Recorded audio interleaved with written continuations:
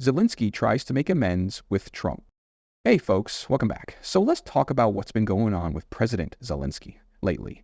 This guy has been strutting around Washington like he owns the place, still acting like America is just going to keep that money flowing after that unbelievable disrespect he showed in the Oval Office. Well, guess what? He's about to get a serious reality check because President Trump isn't some pushover who's going to roll over for someone who doesn't know how to show some basic appreciation. It is very unlikely at this point that anything is going to happen with the U.S.-Ukraine rare earth minerals deal until President Zelensky offers an explicit public apology.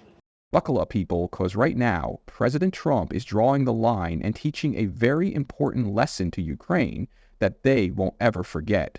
Listen to this. We should be more appreciative because this country has stuck with them through thick and thin. White House officials are still frustrated with Volodymyr Zelensky. And he bit the hand that is feeding him. Now openly speculating the Ukrainian people could soon move to replace him. If somebody doesn't want to make a deal, I think that person won't be around for. What we're witnessing here is President Trump finally putting his foot down and teaching Ukraine a lesson they're never going to forget. This isn't some weak administration that throws money at problems hoping they'll go away. This is an America-nursed president who demands respect, not just for himself, but for you, the American taxpayer who's been footing the bill. If Zelensky and his team thought they could disrespect the President of the United States on national television without consequences, they are sorely mistaken.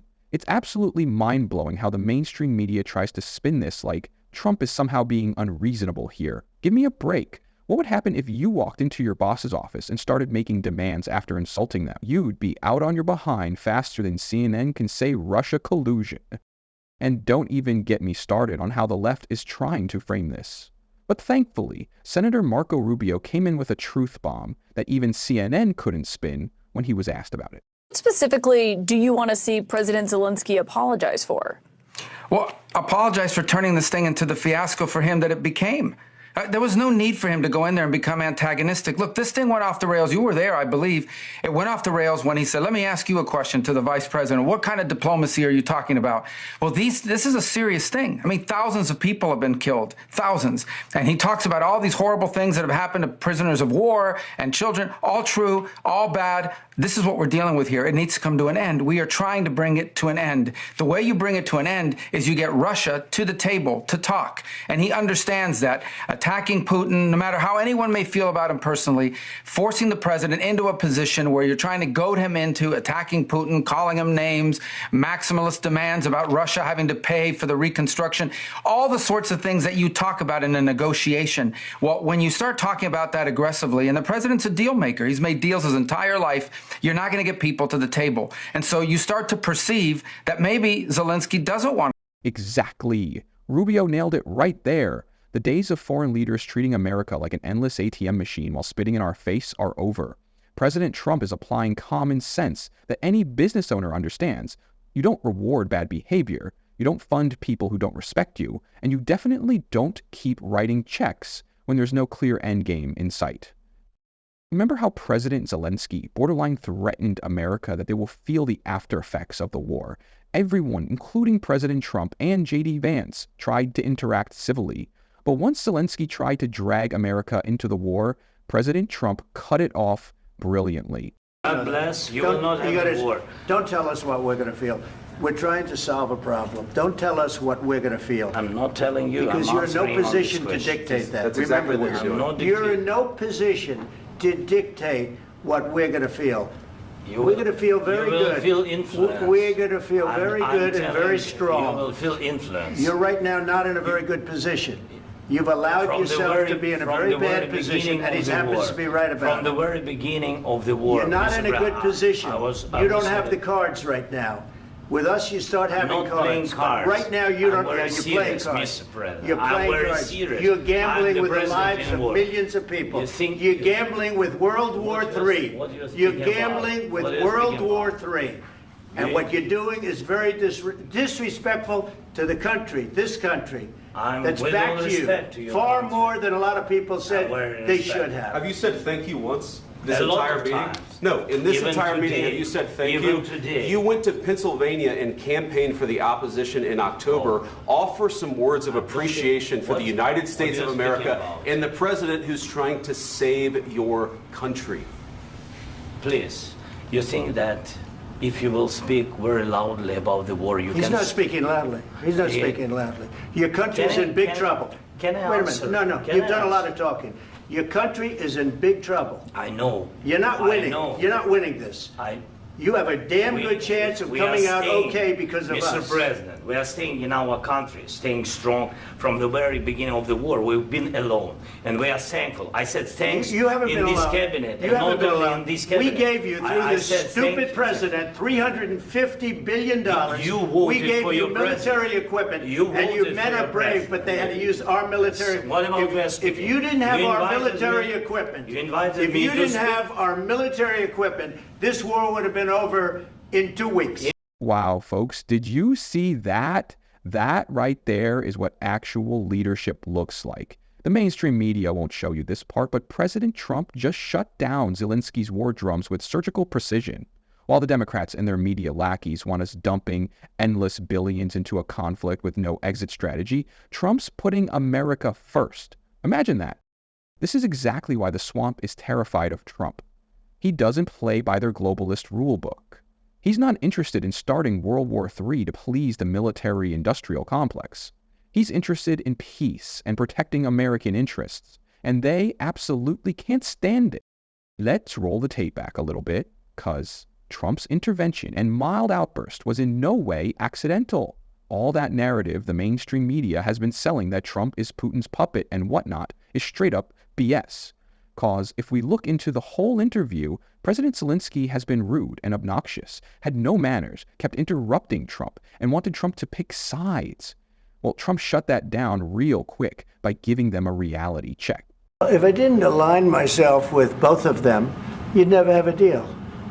You want me to say really terrible things about Putin and then say, "Hi, Vladimir, how are we doing on the deal?" That doesn't work that way. I'm not aligned with Putin. I'm not aligned with anybody. I'm aligned with the United States of America and for the good of the world. I'm aligned with the world, and I want to get this thing over with. You see the hatred he's got for Putin. It's very tough for me to make a deal with that kind of hate. He's got tremendous hatred, and I understand that, but I can tell you the other side isn't exactly in love with, him either.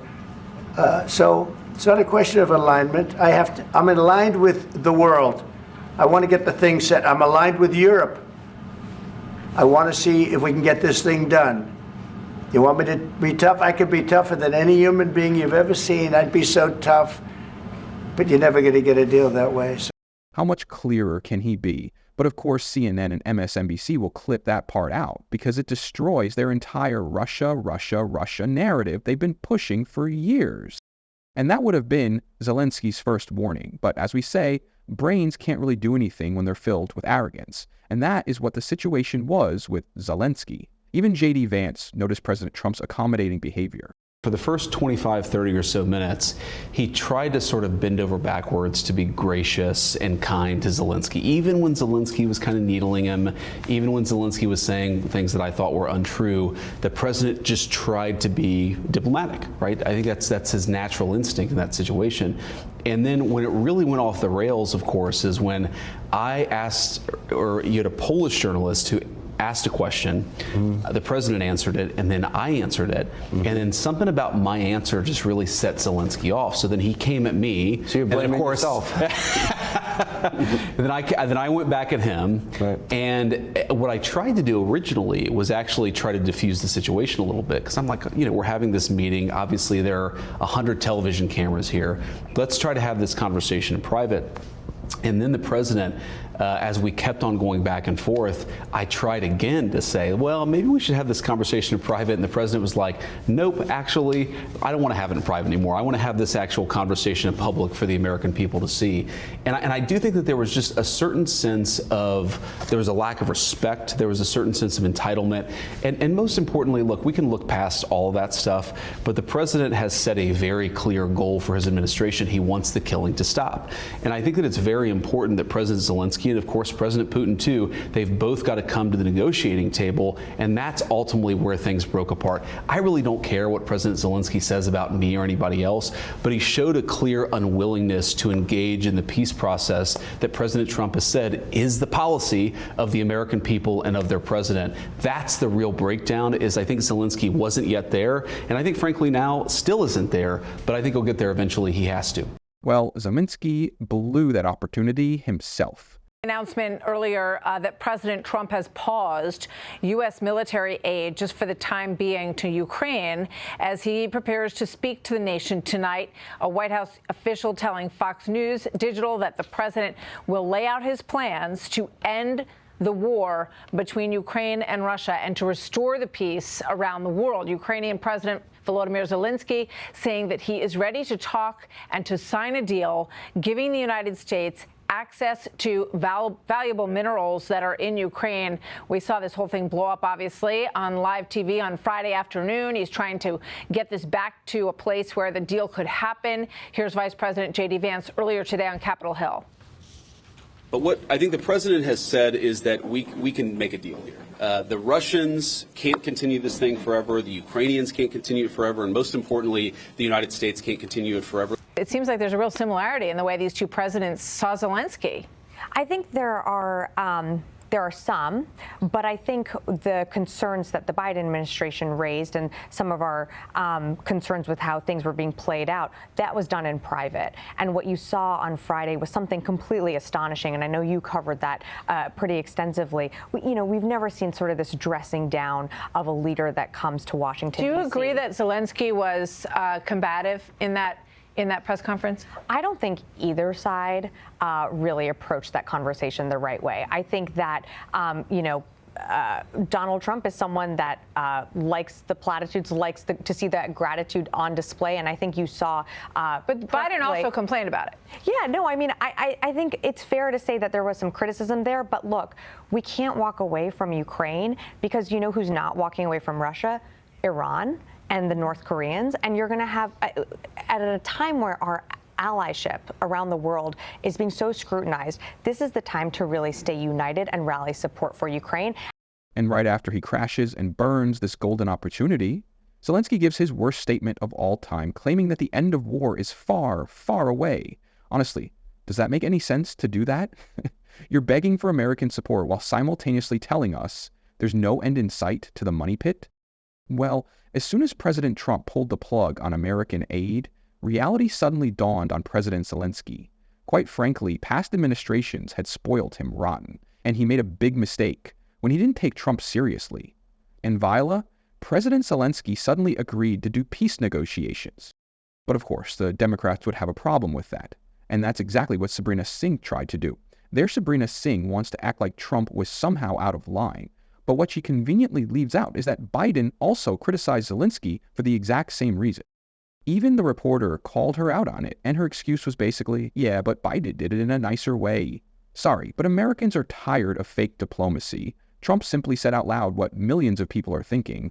Why should American taxpayers keep sending billions to Ukraine without a single thank you? What really exposes the hypocrisy is how Sabrina Singh admits Trump doesn't like platitudes. Like that's a bad thing. Yeah, no kidding. And no matter what narrative CNN tried to sell, even the data they have collected only confirms what Trump has been said so far. The whole question essentially is, do you support a Russia-Ukraine negotiated peace deal? The vast majority of Americans, this is what they want. 78% say that they support this idea versus just 16% opposed. That's all I've got for you today, folks. If you're tired of the mainstream media spinning their lies and hiding the truth about what's really going on with Ukraine, make sure to smash that like button and hit subscribe.